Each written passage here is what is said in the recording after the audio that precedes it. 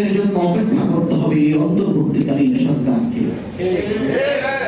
আপনি যমুনায় বসে বাংলাদেশে হাজার হাজার মানুষ হত্যা হয়েছে, ঘর বাড়িতে অগ্নি সংযোগ সৃষ্টি হয়েছে, আপনি যমুনাতে বসে কি করেন?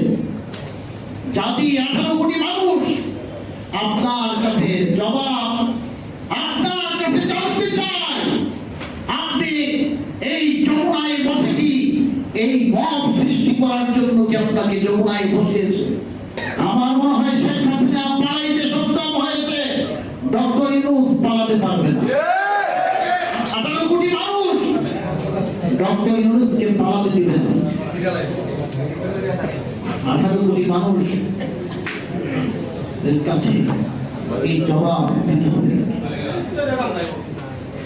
কোন জেলখানায় আপনি থাকবেন এখনই নির্ধারণ করেন। সময় খুব কম, বলে গেলাম ওনার সময় এই দৃশ্য বাংলাদেশের মানুষ সহ্য করছে না।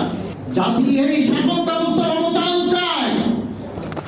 আমার মনে হয় ডক্টর ইউনূসের নেতৃত্বের সরকার অবিলম্বে পদত্যাগ করে 18 কোটি মানুষের কাছে নিঃশর্ত ক্ষমা চেয়ে এই সেনাবাহিনীর কাছে এই দেশের মানুষের নিরাপত্তার দায়িত্ব দিয়ে তিনি পদত্যাগ করেন। আমরা বিশ্বাস করি না ডক্টর ইউনূসের নেতৃত্বে কোন সুষ্ঠু সকল দলের অংশগ্রহণে একটি শান্তিপূর্ণ নির্বাচন বাংলাদেশে হতে পারে। মানুষ কেউ বিশ্বাস করে না।